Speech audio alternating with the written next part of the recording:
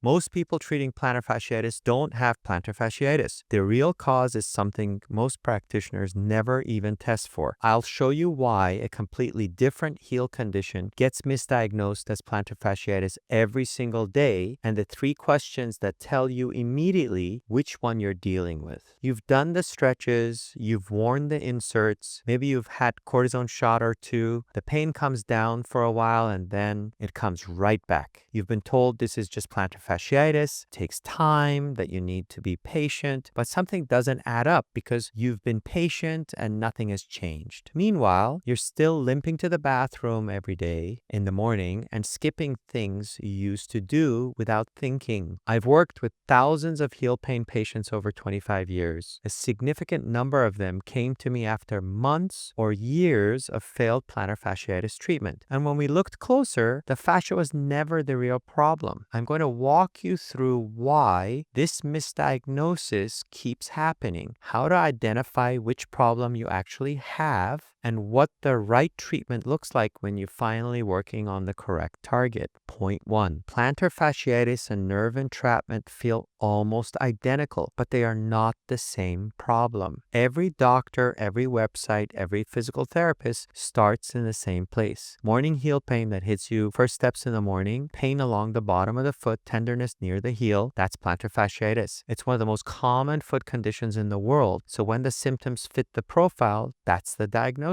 Treatment follows automatically. Stretch the calf, wear supportive shoes, maybe get a shot. This is not careless diagnosis. Plantar fasciitis is genuinely common, and the symptoms do look almost identical on the surface. The problem is that a nerve condition called calcaneal nerve entrapment produces the exact same symptoms in the exact same location, and most practitioners never test for it because they've actually already made the call. The plantar fascia is a band of tissue. The calcaneal nerve is a nerve that runs right alongside it. When the nerve gets compressed or trapped, which happens more commonly than practitioners realize, it sends pain signals to the same place the fascia does. But the treatments are completely different. Stretching a nerve that's already under pressure makes it worse. Injecting cortisone near a trapped nerve can irritate it further. Every month of treating the wrong structure is another month where the nerve stays compressed and the real condition progresses. You can't stretch your way out of a nerve problem. Before any treatment begins, the right approach is not, let's assume that this is plantar fasciitis. It's, is this fasciitis or is this nerve? I see this problem constantly. Patients arrive having done 6 months, 12 months of plantar fasciitis treatment with no long-lasting relief. When we do the proper diagnostic workup,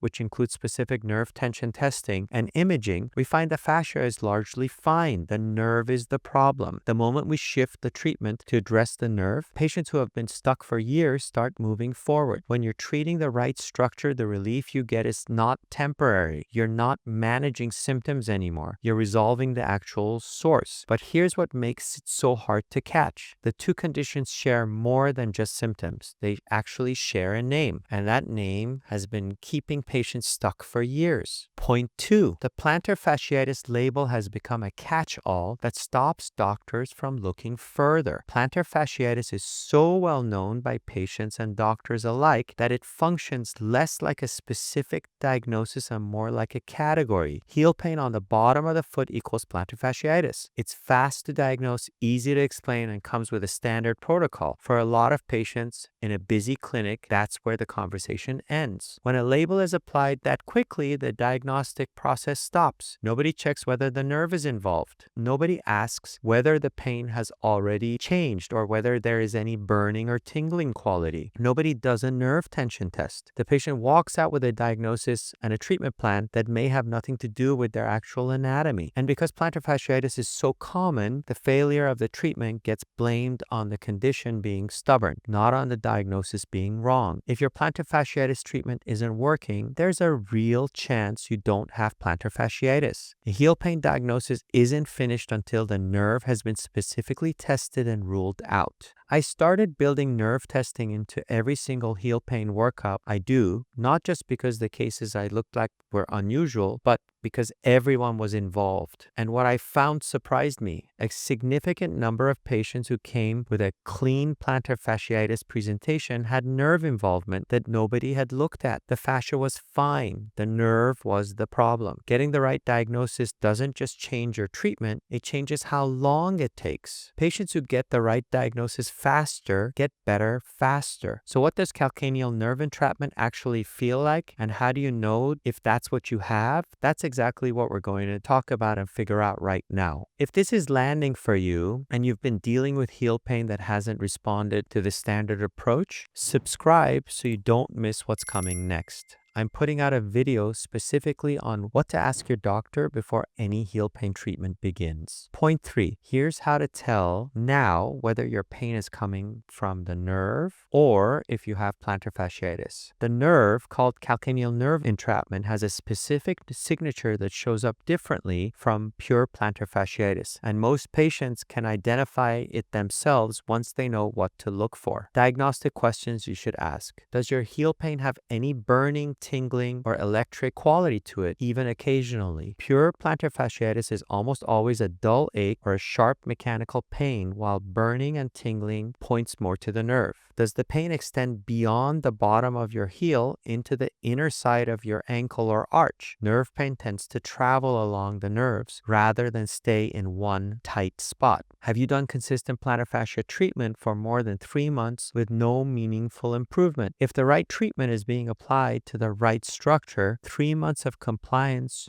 should produce change. If you answered yes to 2 or more of those questions, the nerve is likely involved in your pain, either as the primary cause or as a contributing factor alongside the fascia. That doesn't mean that you need surgery. It means that treatment needs to be changed before you spend another 6 months on the wrong protocol. Once you know which structure is driving your pain, the treatment decision becomes much simpler. Here's what actually needs to happen next. Point 4. Stop treating the fascia and start addressing the nerve. The approach is completely different. If nerve entrapment is driving your pain, every treatment aimed at the fascia is wasted effort, and some of it may be actively making the nerve worse. The longer a nerve stays compressed, the more sensitized it becomes. That means the pain can spread, intensify, and become harder to treat over time. This is not a situation where waiting and continuing the same protocol makes sense. Patients who come in having done extensive plantar fascia treatment with a nerve component that was never addressed are harder to treat than patients who come with the right diagnosis early. The nerve has had more time to react, more time to become sensitized, and more compensatory changes have built up around it. Earlier is always better with nerve pain. Stop adding more plantar fasciitis treatments like more aggressive stretching, more cortisone, if the treatments haven't worked after a genuine trial of 3 to 4 months. Ask specifically for nerve tension testing and ultrasound imaging of the heel. Those two things together will tell you and your provider whether the nerve is involved. If your current provider doesn't offer those, that is worth a second opinion. The right diagnosis is the only thing that leads to the right treatment. And while you're getting that clarity, there's one thing you can do tonight to help either way, whether it's the fascia issue or a nerve issue or both. Point 5. Take pressure off the nerve starting tonight with one simple position change. Whether your pain is coming from the fascia or the nerve, both structures pass through the same tight space on the inner side of the heel. When you sleep with your foot in a pointed position, which is what most people do naturally, that space compresses all night. You wake up, put weight on it, and the pain hits immediately. Changing the position of your foot overnight takes pressure off both the structures and gives them a window to recover while you sleep.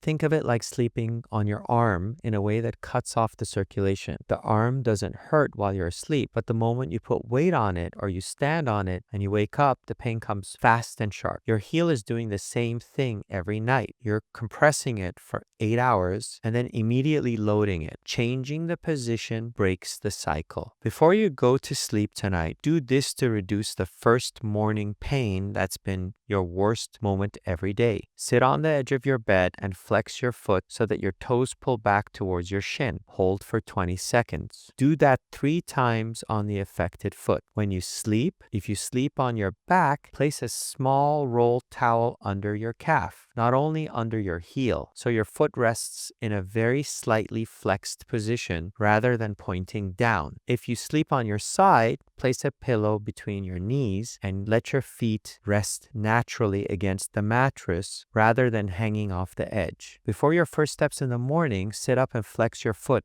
back towards your shin 10 times before putting any weight on it. This takes 20 seconds and changes what the first few steps feel like. This will not fix the underlying problem, but it will likely reduce the severity of your worst pain moment first thing in the morning. Within a few days, that alone tells you something about whether your pain is coming from your heel fascia or your nerve. Plantar fasciitis is real, it's common, and the standard treatments can work when it's actually plantar fasciitis. The problem is that a nerve condition sitting right next to the fascia can look identical, fool the practitioners, and respond to none of the same treatments. If you're stuck with a diagnosis, it's worth questioning this before treatment continues. You're not a difficult case. You may just be working on the wrong problem. Furthermore, you may want to consider seeing if treatments that are regenerative may be helpful for you. Shockwave therapy, platelet-rich plasma injection, and stem cell treatments can not only help with the plantar fascia problem, but can also help with the nerve problem. These conditions are regenerative and restorative instead of weakening the tissue. If this video made you think differently about your heel pain, the next one to watch is linked right below. It covers why steroid shots are still the most commonly recommended treatment for this exact condition and why after 25 years I stopped recommending them. That's in the description on the screen right now.